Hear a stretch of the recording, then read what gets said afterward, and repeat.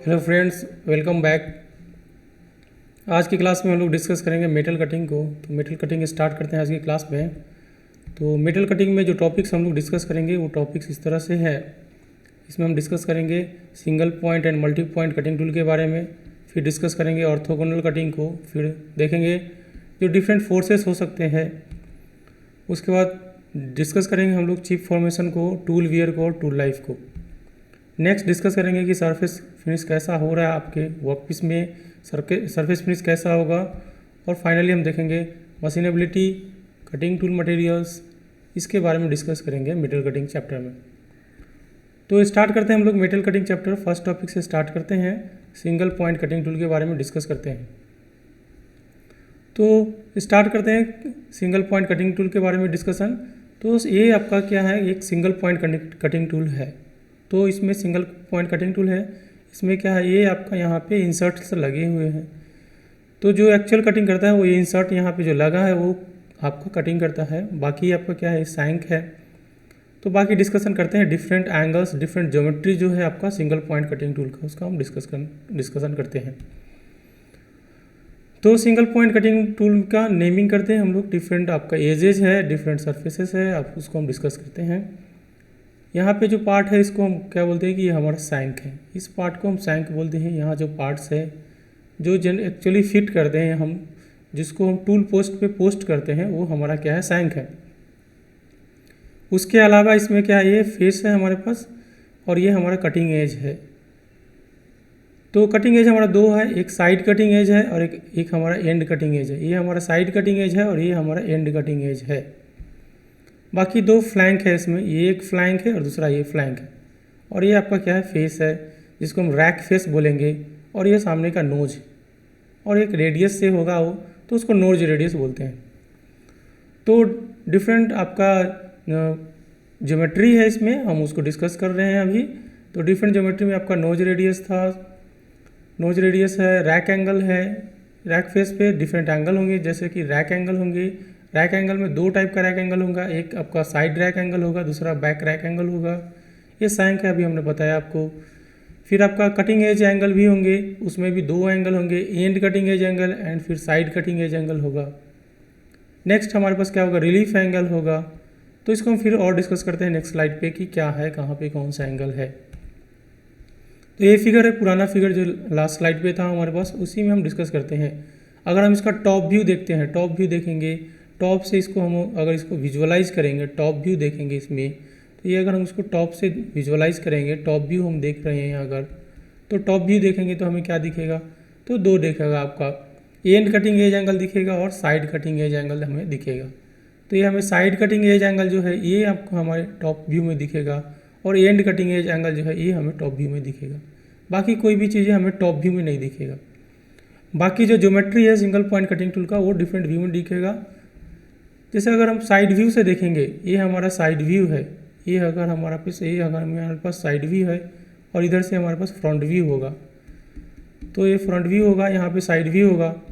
तो side view से देखेंगे तो दो एंगल दिखेगा आपका, एक बैक रैक एंगल दिखेगा जो कि यहाँ पे है, बैक रैक एंगल हमें दिखेगा, ये बैक रैक एंगल दिखेगा। और एंड रिलीफ एंगल की बात होगी वो दिखेगा हमारे पास, ये एंड रिलीफ एंगल जो है ये दिखेगा। हम अगर देखेंगे साइड व्यू से तो एंड रिलीफ एंगल दिखेगा और हमें बैक रैक एंगल दिखेगा।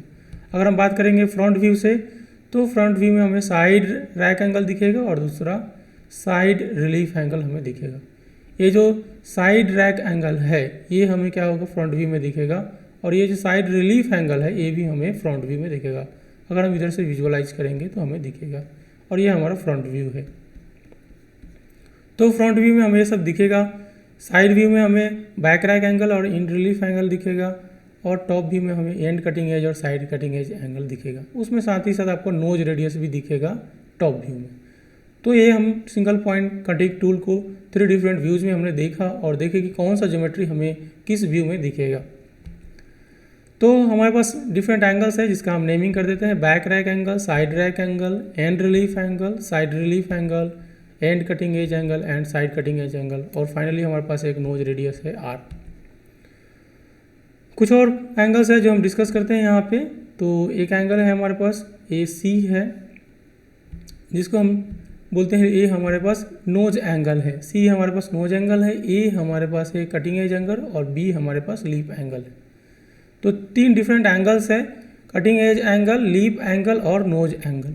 ये 3 डिफरेंट एंगल है, 3 डिफरेंट साइड्स हैं आपका 1, 2 एंड 3 2 यहाँ पे है, ये 1, 2 एंड 3, तो ये 2 है और ये 3 है।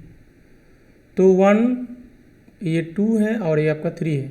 तो 1 को हम बोलते हैं कि 1 हमारा मेजर कटिंग एज एंगल है, मेजर कटिंग एज है, नॉट एंगल, एज है। 2 हमारा फ्लैंक फेस है और 3 हमारे पास क्या है, रैक फेस है। 2 हमारा फ्लैंक फेस है और 3 हमारे पास रैक फेस है और 1 हमारे पास मेजर कटिंग एज है। तो ये 3 डिफरेंट एज को हमने नेमिंग किया यहाँ पे, रैक फेस, फ्लैंक फेस और major cutting edge. Other than 7 geometry हमारे पास 3 और एंगल्स है, cutting edge angle, lip angle and nose angle, जो हमारे पास ए, बी और सी से यहाँ पे रिप्रेजेंटेड है, ए, बी और सी। तो नेक्स्ट और कुछ डिस्कशन करते हैं हम लोग टूल सिग्नेचर में कि टूल सिग्नेचर में और उसके करैक्टरिस्टिक्स क्या है। तो टूल सिग्नेचर में हमारे पास, हम इसको रिप्रेजेंट करने का 2 हमारे पास सिस्टम है, एक अमेरिकन एसोसिएशन स्टैंडर्ड सिस्टम है, अमेरिकन स्टैंडर्ड एसोसिएशन सिस्टम है, और दूसरा ऑर्थोगोनल रैक सिस्टम है। हम टूल सिग्नेचर को, टूल ज्योमेट्री को रिप्रेजेंट कर सकते हैं अमेरिकन स्टैंडर्ड एसोसिएशन सिस्टम में या ऑर्थोगोनल रैक सिस्टम में, हम उसको रिप्रेजेंट कर सकते हैं। तो देखते हैं कौन कौन सा ज्योमेट्री है। इसमें हमारे पास इसको रिप्रेजेंट करते हैं alpha B, alpha S, theta E, theta S, C S and R C, इससे रिप्रेजेंट करते हैं अमेरिकन स्टैंडर्ड एसोसिएशन सिस्टम में। वहीं हम बात करेंगे ऑर्थोगोनल रैक सिस्टम में, तो हम इस ए वेरिएबल्स यूज करते हैं ऑर्थोगोनल रैक सिस्टम में टूल सिग्नेचर को रिप्रेजेंट करने के लिए। तो बाकी हम देखते हैं कुछ पॉइंट्स टूल सिग्नेचर के बारे में कि क्या है इसका क्राइटेरिया, इसको हम कैसे लेते हैं, इसको हम कैसे लेते हैं, इसके क्या बेनिफिट है, अमेरिकन स्टैंडर्ड एसोसिएशन सिस्टम को अगर हम फॉलो करेंगे तो क्या बेनिफिट होगा, ऑर्थोगोनल रैक सिस्टम को फॉलो करेंगे तो क्या बेनिफिट होगा, उसको हम डिस्कस करते हैं। जो रेफरेंस होगा मेजरमेंट करने का, वो अमेरिकन स्टैंडर्ड एसोसिएशन सिस्टम में वो हमारे पास क्या होगा, 3 परपेंडिकुलर प्लेन्स होंगे, 3 परपेंडिकुलर प्लेन्स होंगे, जिसके रेस्पेक्ट में हम क्या करेंगे, मेजर करेंगे वो डिफरेंट एंगल्स, जो कि हमारे पास 3D प्लेन्स होते हैं, जो एक्चुअल ज्योमेट्री में हम पढ़ते भी हैं। उसके रेस्पेक्ट में हम अमेरिकन स्टैंडर्ड एसोसिएशन सिस्टम में टूल ज्योमेट्री को, टूल सिग्नेचर को मेजरमेंट करेंगे। वहीं अगर हम बात करेंगे ऑर्थोगोनल रैक सिस्टम को, तो हम उसमें हम क्या करते हैं, मेजर कटिंग एज को लेते हैं, मेजर कटिंग एज को रेफरेंस प्लेन, रेफरेंस मानते हैं और उसके रेस्पेक्ट में हम क्या करते हैं, उसको मेजरमेंट करते हैं। अगर हम बात करें एनालिसिस का, तो इसका एनालिसिस करना डिफ़िकल्ट होगा। अगर आप American standard association system follow कर रहे हैं तो इसका एनालिसिस करना डिफ़िकल्ट होगा। वहीं अगर हम बात करेंगे ORS सिस्टम को, तो इसका एनालिसिस करना ईजी होगा। फिर अगर हम बात करेंगे मेजरमेंट का, तो मेजरमेंट करना इससे ईजी होगा। अमेरिकन स्टैंडर्ड एसोसिएशन सिस्टम से हम मेजरमेंट अगर करेंगे तो उससे मेजरमेंट करना ईजी होगा। वहीं अगर हम बात करेंगे ORS सिस्टम से, तो मेजरमेंट करना थोड़ा डिफ़िकल्ट होगा। तो ये हमने कुछ पॉइंट्स डिस्कस किया और 2 डिफरेंट स्टैंडर्ड्स देखा जिससे हम रिप्रेजेंट कर सकते हैं टूल ज्योमेट्री को, टूल सिग्नेचर को। आगे देखते हैं अमेरिकन स्टैंडर्ड एसोसिएशन सिस्टम और ऑर्थोगोनल रैक सिस्टम में जो कि हमने वेरिएबल्स यूज किया है, उसके क्या मीनिंग्स है उसको डिस्कस करते हैं। तो इसके मीनिंग तो हमने पहले भी डिस्कस कर लिया है कि अल्फ़ा बी को बैक रैक एंगल, इसको side rack angle, theta E हमारे पास एंड रिलीफ एंगल है और थीटा एस हमारे पास साइड रिलीफ एंगल है। बात करेंगे सी का, तो सी हमारे पास एंड कटिंग एज एंगल है और सी एस हमारा क्या है, साइड कटिंग एज एंगल है। और आर हमारे पास क्या है, नोज रेडियस है। ये अमेरिकन स्टैंडर्ड एसोसिएशन सिस्टम में है। आर अगर बात करेंगे तो ये नोज रेडियस है, तो हमें नोज रेडियस ही होगा ये। यहाँ पे अगर हम बात करेंगे ORS सिस्टम का, तो ये आई क्या है, इंक्लिनेशन एंगल है, अल्फ़ा क्या है, साइड या ऑर्थोगोनल रैक एंगल है। थीटा एस डैश जो है वो साइड रिलीफ एंगल है और थीटा ई डैश जो है एंड रिलीफ एंगल है। यहाँ पे हमने एंड रिलीफ एंगल पहले था, साइड रिलीफ एंगल बाद में है। यहाँ पे साइड रिलीफ एंगल पहले है, एंड रिलीफ एंगल बाद में है, और उसको डिफ्रेंशिएट करने के लिए हमने क्या कर दिया है, डैश का दे दिया है। फिर सी क्या है, एंड कटिंग एज एंगल है। इसमें भी सी क्या था, एंड कटिंग एज एंगल है। तो सी दोनों में क्या है, सेम है, सेम पोजीशन पे भी है। सी एस के बदले यहाँ पे क्या लेमडा है, और लेमडा को बोलते हैं हम अप्रोच एंगल, या इसको हम बोलते हैं प्रिंसिपल या एंटरिंग कटिंग एज एंगल। तो ये नेम है, और दोनों में आर हमारा क्या है, नोज रेडियस ही है। तो ये हमारे पास डिफरेंट वेरिएबल्स जो हमने यूज़ किया है अमेरिकन स्टैंडर्ड एसोसिएशन सिस्टम में और ऑर्थोगोनल रैक सिस्टम में, उसका हमने नेमिंग कर दिया कि क्या नेमिंग है, और ये सीक्वेंस में है। सीक्वेंस इज बहुत वेरी इंपॉर्टेंट, सीक्वेंस इंपॉर्टेंट है आपका, सीक्वेंस में ही आपको रखना पड़ेगा। अब देखते हैं ये जो दो हमने अमेरिकन स्टैंडर्ड एसोसिएशन सिस्टम और ऑर्थोगोनल रैक सिस्टम को डिस्कस किया है, उसके आपस में क्या रिलेशन है। तो यहाँ पे अमेरिकन स्टैंडर्ड एसोसिएशन और ऑर्थोगोनल रैक सिस्टम का रिलेशन हमने यहाँ पे लिख दिया है।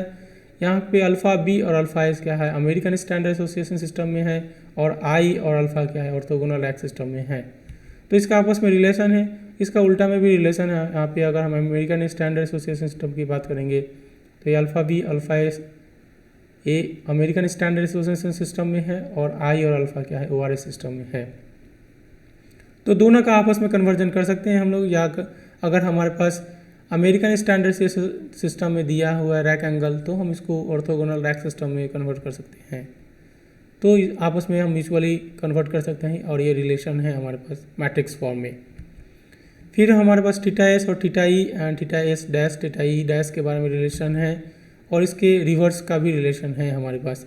ये दोनों हमारे पास ORS सिस्टम में है, और ये दोनों हमारे पास क्या है, ASA सिस्टम में है, अमेरिकन स्टैंडर्ड एसोसिएशन सिस्टम में है। तो यहाँ पे 4 रिलेशन हमने देखा। एक बैक रैक एंगल को हमने देखा यहाँ पे, फिर हमने देखा रिलीफ एंगल का रिलेशन देखा है, फिर हमने देखा है नोमेनक्लेचर में, रिप्रेजेंटेशन में भी देखा है कि जो एन कटिंग एज एंगल है वो दोनों में सेम ही है। फिर बाकी जो CS और लैम्डा में रिलेशन है वो इस तरह का रिलेशन है, और फिर नोज रेडियस दोनों में भी आपका क्या है, सेम है। तो ये हमने कुछ रिलेशंस देखा है अमेरिकन स्टैंडर्ड एसोसिएशन सिस्टम में और ऑर्थोगोनल रैक सिस्टम में, कि क्या रिलेशन है दोनों के बीच में। तो जनरली हम क्या करते हैं, अगर कुछ मेंशन नहीं है तो अमेरिकन स्टैंडर्ड एसोसिएशन सिस्टम का जो अल्फ़ा बी है, बैक रैक एंगल है, उसको हम ऑर्थोगोनल रैक सिस्टम का अल्फ़ा की तरह यूज करते हैं, और बाकी नोटेशंस हम यूज करते हैं। जो यहाँ का अल्फ़ा बी है उसको अगर मेंशन नहीं है तो अल्फ़ा की तरह यूज करते हैं, और बाकी कैलकुलेशंस हम करेंगे अगर कुछ भी मेंशन नहीं है तो। मेंशन है तो ओके है, नहीं है मेंशन तो बाय डिफ़ॉल्ट हम इसको एज्यूम करेंगे। फिर हम अगर बात करते हैं कुछ इफेक्ट ऑफ टूल ज्योमेट्री, ये जो सिंगल पॉइंट कटिंग टूल है जिसके डिफरेंट टूल ज्योमेट्री है, और उसके 3 डिफरेंट व्यूज यहाँ पर रिप्रेजेंटेड है, और उसमें हमने देखा है कि अल्फ़ा एस थीटा एस है, अल्फ़ा बी थीटा ई और क्या है यहाँ पे, ये हमने डिस्कस कर लिया है कि इसके क्या नेम्स है। तो ये हमारे पास नेम हमने डिस्कस कर लिया, उसके क्या इफेक्ट है उसको हम अभी डिस्कस करेंगे, उसके क्या वैल्यू होगा। तो अगर आपने बैक रैक एंगल को इंक्रीज़ करेंगे, अगर आप बैक रैक एंगल को इंक्रीज़ करेंगे मतलब इसमें और इसका वैल्यू इंक्रीज़ करेगा तो ऑब्वियसली है कि टूल का स्ट्रेंथ क्या होगा, घट जाएगा, क्योंकि टूल और कमज़ोर होते चला जाएगा। तो टूल का स्ट्रेंथ क्या होगा, घट जाएगा। टूल अगर कमज़ोर होगा तो वो जो फोर्स लगाएगा, पावर लगाएगा, वो भी आपका क्या होगा, घटेगा। यानी कि ये फोर्स लगाना और पावर लगाना अगर घट जाएगा तो टूल का वियर कम होगा, तो टूल का वियर भी घटेगा। अगर टूल का स्ट्रेंथ कमज़ोर होगा तो उससे फोर्स जो लगेगा या पावर जो उससे कंज्यूम होगा वो क्या होगा, घटेगा, तो टूल का वियर भी घट जाएगा। टूल का अगर वियर घट जाएगा तो ऑब्वियसली कि टूल का लाइफ क्या होगा, बढ़ जाएगा। हम जो बैक रैक एंगल है इसकी जो वैल्यू लेती है वो जनरली नेगेटिव से लेके 45 डिग्री तक हम जाते हैं। इसका वैल्यू -10 से 45 डिग्री तक हम जाते हैं। हम बात करते हैं अभी साइड रैक एंगल का, कि साइड रैक एंगल क्या है। इसमें भी अगर हम साइड रैक एंगल को अगर हम इंक्रीज करेंगे,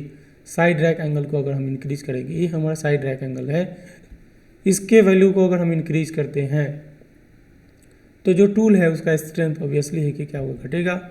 और टूल का स्ट्रेंथ घटेगा तो बाकी सब चीज़ें वैसे ही रहेंगे, यहाँ तक सेम होगा। और इसकी जो वैल्यू होगी वो 5 से 15 डिग्री होगा, ये निगेटिव में नहीं जाएगा। अगर हम बात करेंगे theta E and theta S का, इन रिलीफ एंगल और साइड रिलीफ एंगल का, तो इसके वैल्यू को अगर हम रिड्यूस करेंगे, थीटा ई और थीटा एस के वैल्यू को रिड्यूस करेंगे तो ऑब्वियसली कि बाकी इसमें भी इसका वैल्यू अगर इंक्रीज करेंगे तो इसका भी स्ट्रेंथ क्या होगा, घटेगा। और इसका स्ट्रेंथ अगर घटेगा तो वाई की वैल्यू सेम होंगे, इनके रेंज भी आपस में सेम होंगे, और वो 5 से 20 डिग्री तक जा सकता है। नेक्स्ट बात करते हैं हम CE एंड CS का, और उसके लिए एक रिलेशन है हमारे पास कि CE एंड CS कैसे इफेक्टिव होगा। तो RT जो होगा, सरफेस फिनिश जो होगा, जो कि इन्वर्स रिलेशन है RT का। RT क्या है, जैसे कोई सरफेस है तो उस पर डिफरेंट टाइप्स का क्या होगा, सरफेस पे क्या होगा, अनइवनेस होगा, वो स्मूथ तो नहीं होगा। अगर आप माइक्रो लेवल पे देखेंगे तो जो क्रेस्ट है और जो वैली है, जो क्रेस्ट और वैली के बीच का जो डिस्टेंस होगा उसको हम क्या बोलते हैं कि हमारा आरटी है। ये क्रेस्ट और वैली के बीच का डिफरेंस। अगर आरटी का वैल्यू ज़्यादा होगा तो सरफेस फिनिश क्या होगा, कम होगा। तो ये जो आरटी है वो सरफेस फिनिश के साथ इन्वर्स रिलेशन में है। तो यहाँ से देख सकते हैं अगर आप सी और सी एस का वैल्यू इंक्रीज करेंगे तो आरटी का वैल्यू क्या होगा वो हम देख सकते हैं। आरटी रिलेशन में है F tan C S and cot C. अगर हम बात करते हैं सी ई का, तो सी ई का वैल्यू अगर इंक्रीज करेंगे तो कॉट सी ई का वैल्यू डिक्रीज करेगा, यानी कि आर टी का वैल्यू क्या होगा, इंक्रीज करेगा, यानी कि सरफेस फिनिश क्या होगा, डिक्रीज करेगा। सी का वैल्यू इंक्रीज करेंगे तो कॉट सी डिक्रीज करेगा, यानी कि फाइनली आर टी का वैल्यू इंक्रीज कर जाएगा, और आर टी का वैल्यू इंक्रीज करेगा तो सरफेस फिनिश क्या हो जाएगा, डिक्रीज करेगा। यहीं पे अगर हम बात करेंगे कि सी एस का वैल्यू अगर इंक्रीज करेंगे तो टैन सी एस है तो टैन का वैल्यू इंक्रीज करेगा, यानी कि आर टी का वैल्यू क्या करेगा, डिक्रीज करेगा।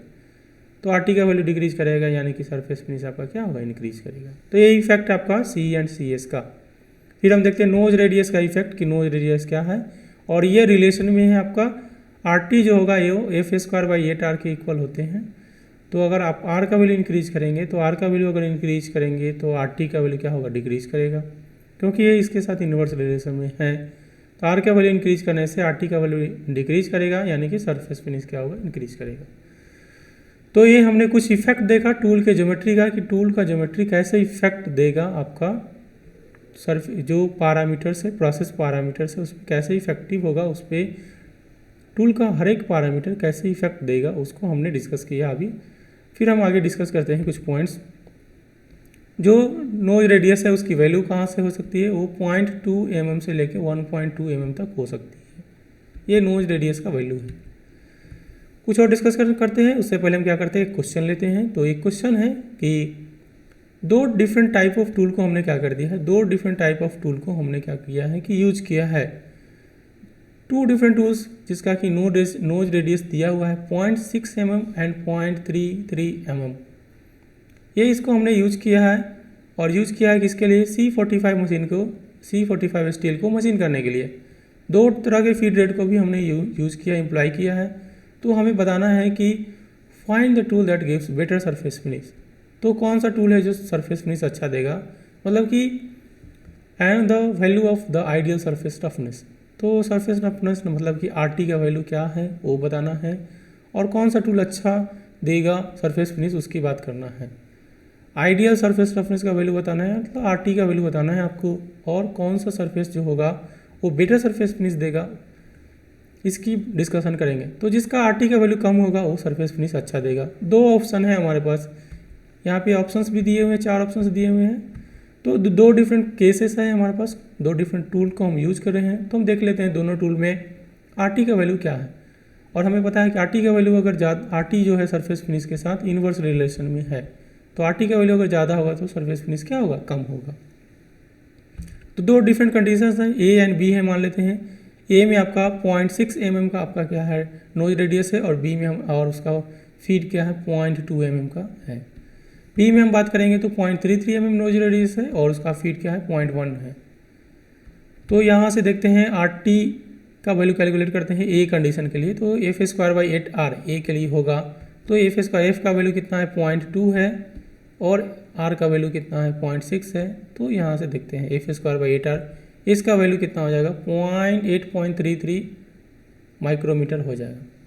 उसी तरह से अगर हम बात करेंगे कि ए आर टी बी का कि क्या वैल्यू होगा आर टी बी का, तो F square by 8R B का होगा। एफ का वैल्यू यहाँ पे कितना है, एफ का वैल्यू है बी कंडीशन में 0.1 है, और आर का वैल्यू कितना है 0.33 है। तो 0.1 स्क्वायर और 0.3 होगा। इसको कैलकुलेट करेंगे तो इसका वैल्यू आर टी बी का वैल्यू होगा 3.787 होगा। तो इसमें आर टी का वैल्यू क्या है, ज़्यादा है, इसमें आर टी का वैल्यू कम है। तो ये ज़्यादा अच्छा सरफेस फिनिश देगा। जो बी कंडीशन है वो सरफेस फिनिश ज़्यादा अच्छा देगा, यानी कि बी जो होगा वो ज़्यादा अच्छा होगा। तो ये नहीं हो सकता है ऑप्शंस में, तो ये दोनों नहीं हो सकता है। बी में भी क्या है हमारे पास ऑप्शन 3.787। बी अगर लेंगे तो कितना लेना होगा, 3 पॉइंट, तो ये आंसर हो जाएगा। तो इस तरह से हमने देखा सिंगल पॉइंट कटिंग टूल में दो ऑप्शंस थे, दो टूल्स को हमने यूज किया है। तो कौन सा टूल क्या होगा, अच्छा सरफेस फिनिश देगा, और उस कंडीशन में रफनेस का वैल्यू, सरफेस रफनेस का वैल्यू क्या होगा वो हमने यहाँ पे डिस्कस कर लिया। एक और क्वेश्चन लेते हैं। तो यहाँ पे क्या है, 2 identical cylindrical jobs are turn. तो दो जॉब को हमें क्या करना है, टर्निंग करना है। दो आइडेंटिकल सिलेंड्रिकल जॉब सेम है हमारे पास, उसको हमें टर्निंग करना है। तो उसके लिए दो कंडीशन है, एक राउंड नोज टूल है जिसका कि रेडियस दिया हुआ है 2 mm है, एक शार्प कॉर्नर टूल है जिसमें कि आपका प्रिंसिपल कटिंग एज दिया हुआ है 45 डिग्री है, और ऑक्सिलरी कटिंग एज दिया हुआ है कि 10 डिग्री है। तो हमें बताना है कि, और दोनों में if the operation is feed carried out at 0.08 mm per revolution, ये दोनों में फीड दिया हुआ है कितना है। तो फाइंड आउट करना है कि find the height of micro irregularities, मतलब HT का वैल्यू फाइंड आउट करना है on the machine surfaces in the two cases. दोनों केसेस में RT का वैल्यू आपको क्या करना है, कैलकुलेट कर देना। तो दोनों केसेस में देखना है कि RT का वैल्यू क्या है, बहुत ही आसान क्वेश्चन।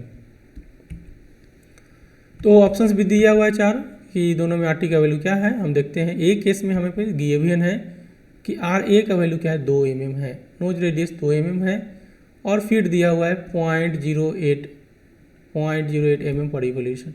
बी केस में है तो यहाँ से RTA का वैल्यू निकाल लेते हैं। F का वैल्यू है 0.08 और R का वैल्यू है 2, तो यहाँ से RT देख लेते हैं कि क्या है।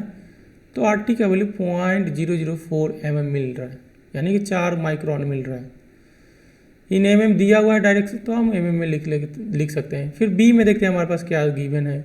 तो RT B हमें पता है कि क्या होगा, F/tan CS plus cot C B condition में। tan CS, तो CS का वैल्यू दिया हुआ है, C का वैल्यू दिया हुआ है। CS 45 डिग्री है, C 10 डिग्री है, और फिर दोनों केस में सेम ही है। यहाँ से वैल्यू कैलकुलेट करेंगे तो देखेंगे 0.012 mm आ रहा है। तो यहाँ से देख सकते हैं कि दोनों का ऑप्शन क्या है, ये ऑप्शन सही है। तो ये ऑप्शन डी हो जाएगा इस क्वेश्चन का सही आंसर। तो इस तरह से हमने इस क्वेश्चन को देखा कि दो कंडीशन दिया हुआ था, दो कंडीशन में कौन सा कंडीशन है जो find the height of irregularities. दोनों में हमने हाइट ऑफ इरेगुलरिटीज बात करें तो दोनों का RT का वैल्यू निकाल लिया हमने।